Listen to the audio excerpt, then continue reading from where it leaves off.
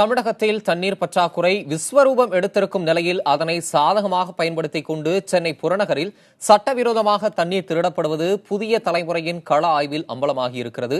விவசாயிகளின் இலவச மின்சாரத்தை பயன்படுத்தி தண்ணீர் எடுக்கும் சில கும்பல் அதை அதிக விலைக்கு விற்று கொள்ளை லாபத்தை ஈட்டுவதாகவும் புகார் எழுந்திருக்கிறது.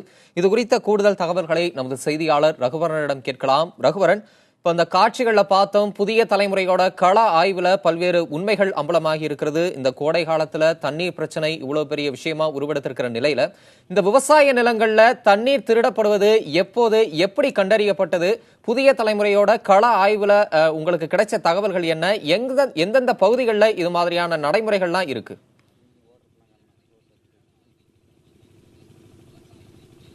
தண்ணீர் திருட்டு தொடர்பாக கடந்த 3 நாட்களாக புதிய தலைமுறை கள ஆய்வில் ஈடுபட்டுக் கொண்டிருக்கிறது. குறிப்பாக திருவேற்காடு, அம்பத்தூர், ஆவடி, அயப்பாக்கம், சோழிங்கநல்லூர் வரை கிட்டத்தட்ட 50 கிலோமீட்டர் சென்னையை சுற்றி இருக்கக்கூடிய திருவள்ளூர், காஞ்சிபுரம் எல்லை பகுதிகளில் நம்ம இந்த மாதிரி சோதனைகளை மேற்கொண்டோம். கிட்டத்தட்ட 500க்கும் மேற்பட்ட விவசாய நிலங்கள்ல விவசாயத்திற்கு பயன்படுத்தக்கூடிய அந்த போர்கள்ல இருந்து லாரிகளுக்கு 150 ரூபாய்க்கு ஏற்றப்படுகிற குடிநீரானது, தண்ணீரானது சென்னை மாநகருக்குள்ள பாத்தீங்கன்னா 1000 ரூபாய்க்கு விற்கப்படுகிறது. நாம் தற்போது இருக்கக்கூடிய பகுதி பாத்தீங்கன்னா அயப்பாக்கம் பகுதி. இந்த அயப்பாக்கத்துல பாத்தீங்கன்னா கிட்டத்தட்ட இந்த சென்னையிலேயே அதிகமாக அந்த போர் தண்ணீர் திருடப்படுவது இந்த பகுதியில் தான் இருக்குன்னு சொல்ல நம்மளே பார்க்க முடிகிறது. கிட்டத்தட்ட 30க்கும் மேற்பட்ட போர்வெல்ஸ் நம்ம இருக்கக்கூடிய பகுதிகளை நம்ம பார்க்கலாம். நீங்களே தற்போது பார்க்கலாம். நாம் தற்போது பார்த்து கொண்டிருக்கக்கூடிய பகுதி என்னன்னு பாத்தீங்கன்னா சந்தோஷ் நகரில் இருக்கக்கூடிய ஒரு சின்ன ஏரி. இந்த சின்ன ஏரியில பாத்தீங்கன்னா ஒரே இடத்துல எத்தனை ஆழ்துளை கிணறுகள் பாத்தீங்கன்னா போர் செட்டிங் போட்டிருக்கிறத நீங்க பார்க்கலாம். இது அனைத்துமே விவசாயத்துக்கு பயன்படுத்தக்கூடிய அந்த போர்கள் இங்க போடப்பட்டிருக்கு. இவை அனைத்துமே இங்க பயன்படுத்தப்பட்டிருக்கிறது தான் பார்க்கிறோம். 24 மணி நேரமும் இந்த போரானது இயங்கி கொண்டிருக்கிறது. 24 மணி நேரமும் இயங்கி இங்க இருந்து லாரிகளுக்கு ஏற்றப்படுகிறது. ஒரு நாளைக்கு திட்டத்திட்ட பாத்தீங்கன்னா 30க்கும் மேற்பட்ட லாரிகள்ல இங்க இருந்து தண்ணீரானது ஏற்றுக்கொள்ளப்பட்டே இருக்கிறது. இந்த பகுதி நீங்க பார்க்கக்கூடிய இந்த பகுதியில இருந்து கிட்டத்தட்ட 1/2 கிலோமீட்டர் தூரத்திற்கு அடியில, பூமிக்கு அடியில குழாய்கள் மூலமாக அந்த தண்ணீர் எடுத்து செல்லப்பட்டு மறைமுகமாக வேறொரு இடத்துல தான் ஏற்றப்படுகிறது. நீங்க பார்க்கலாம், அந்த இடத்துல லாரி அங்க நிற்கிறத பார்க்கலாம். நாம் தற்போது இருக்கக்கூடிய பகுதிகளில் இருந்து அந்த இடத்துல லாரி இருக்கு, அந்த பார்க்கலாம். அந்த லாரியில இங்க இருந்து 1/2 கிலோமீட்டர் தூரத்திற்கு இந்த தண்ணீரானது குழாய் மூலமாக சென்று அந்த இடத்துல ஏற்றப்பட்டு கொண்டிருக்கும் காட்சிகளை தான் நாம் தற்போது பார்த்து கொண்டிருக்கிறோம். இது 24 மணி நேரமும் தொடர்ந்து நடைபெற்று கொண்டிருக்கிறது. விவசாயிகளுக்காக இரவு நேரத்தில் 8 மணி நேரம், 10 மணி நேரம் இந்த திருவள்ளூர், காஞ்சிபுரம் மாவட்டத்தில் இலவச மின்சாரம் கொடுக்கப்படுகிறது. இந்த விவசாயிகளுக்காக கொடுக்கப்படும் இந்த இலவச மின்சாரமும் இந்த தண்ணீர் திருட்டுக்காக பெரும்பாலும் பயன்படுத்தப்படுகிறது. நாம் சுற்றி திரிந்த அளவில் நாம் பார்த்த வரைக்கும் பாத்தீங்கன்னா இந்த 50 கிலோமீட்டர் தூரத்திலையும் ஒரு குடிசை தொழிலை செய்வது போல இந்த தண்ணீர் திருட்டானது சகஜமாக நடைபெற்றுக் கொண்டிருக்கிறது. எந்தவித ஒரு கட்டுப்பாடுமே இல்லாமல் விவசாய நிலங்களில் இருந்து, அதாவது வாழைக்கு பயன்படுத்தக்கூடிய நீரும் நெல்லுக்கு பயன்படுத்தக்கூடிய நீரும் இந்த லாரிகளில் எந்தவித கட்டுப்பாடும் இல்லாமல் தொடர்ந்து 24 மணி நேரமும் ஏற்றுக்கொண்டிருப்பதை தான் நாம் பார்த்து கொண்டிருக்கிறோம். தம்பி தமிழரசன். ரகுவரன், விவசாய நிலங்கள்ல நிலத்தடி நீர் திருடப்படும் அந்த காட்சிகளை நேரலையிலே நம்மால பார்க்க முடியுது. எந்தவித கட்டுப்பாடும் இன்றி சகஜமா திருடப்படுறதா நீங்க இந்த தகவல்களை குறிப்பிட்டீங்க. தண்ணீர் எடுக்க அந்த பகுதிகளில் முறையான அனுமதி பெறப்பட்டிருக்கதா? ஒரு நாளைக்கு 30க்கும் மேற்பட்ட லாரிகள் அந்த பகுதியில ஏரியிலிருந்து தண்ணீரை திருடக்கூடியதை பார்க்க முடியுதுன்னு சொன்னீங்க. இது குறித்து மாவட்ட நிர்வாகம் தரப்புல உங்களால தொடர்பு கொள்ள முடிஞ்சதா? அவங்க இது குறித்து என்ன நடவடிக்கைகள்லாம் எடுத்திருக்கிறாங்க?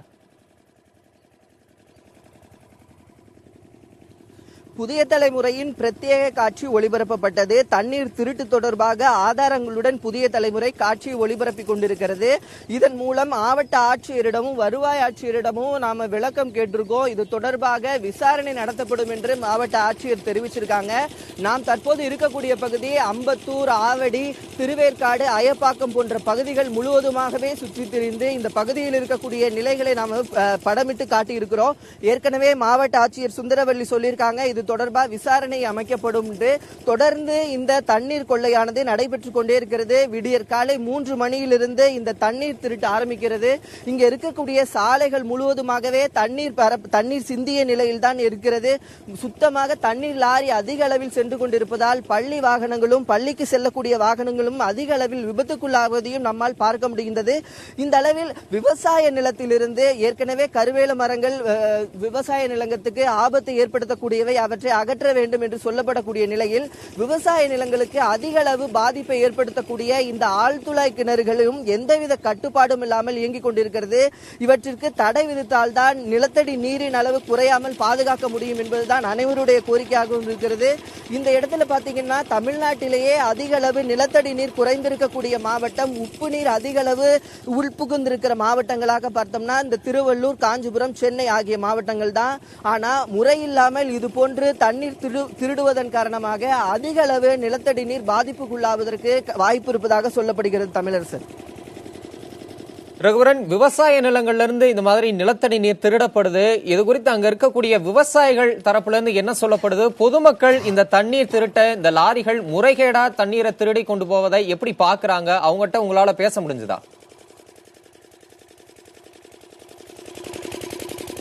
அதாவது இங்க இருக்க விவசாயிகளிடம் இந்த லாரி உரிமையாளர்கள் கிட்டத்தட்ட ஒரு 150 ரூபாய் 200 ரூபாய் கொடுத்துதான் இந்த தண்ணி லாரியை வாங்குறாங்க. இந்த தண்ணி லாரியானது 1000 ரூபாய் வரை விற்கப்படுகிறது. ஆனா இவர்களுக்கு இது குற்றமாக கருதப்படுகிறார்களா என்பதே இவர்களுக்கு தெரியவில்லை. ஏன் அப்படின்னா இந்த பகுதி முழுவதுமாகவே இந்த வேலைதான் நடக்குது. கிட்டத்தட்ட இந்த பகுதியில் மட்டும் நாம் தற்போது இருக்கக்கூடிய பகுதிகளில் மட்டும் பாத்தீங்கன்னா 100க்கும் மேற்பட்ட இந்த ஆழ்துளை கிணறுகள் மற்றும் விவசாய நிலங்கள்ல இருந்து அந்த தண்ணீரானது எடுக்கப்படுகிறது. இது இவர்களுக்கு ஒரு தவறாகவே தெரியவில்லை. அந்த இடத்துல இருந்து அவங்க கிட்ட நம்ம பேசும்போது இது அவங்களுக்கு ஒரு பெரிய தவறாகவே தெரியல இந்த தண்ணீர் திருடப்படுவது. ஆனா இவர்களிடமிருந்து இந்த லாரி உரிமையாளர்கள் இந்த நீரை பெற்று இந்த சென்னை மாநகரில் போய் அதிக அளவில் விற்பனை செய்வது கூட இவர்களுக்கு முழுமையாக தெரியாத நிலைதான் இருக்கிறது. தமிழரசன் ரகுவரன், கடந்த 3 நாட்களா புதிய தலைமுறை கலாய்வுல ஈடுபட்டு இருக்கு. நீங்க ஒரு விஷயத்தை குறிப்பிட்டீங்க. இந்த மாவட்டம் அப்படிங்கிறது நிலத்தடி நீர் மட்டம் ரொம்ப குறைவா இருக்கிற மாவட்டம்.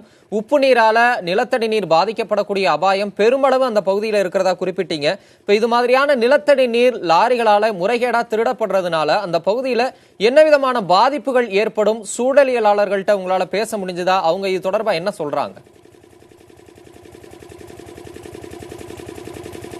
அதாவது ஏற்கனவே தமிழ்நாடு வறட்சி மாநிலமாக அறிவிக்கப்பட்டிருக்கிறது. அது மட்டும் இல்லாமல் அதிக அளவு உப்பு நீர் கலைந்துள்ள மாவட்டங்களாக இந்த காஞ்சிபுரம், திருவள்ளூர், சென்னை ஆகிய மாவட்டங்கள் இருக்கிறது.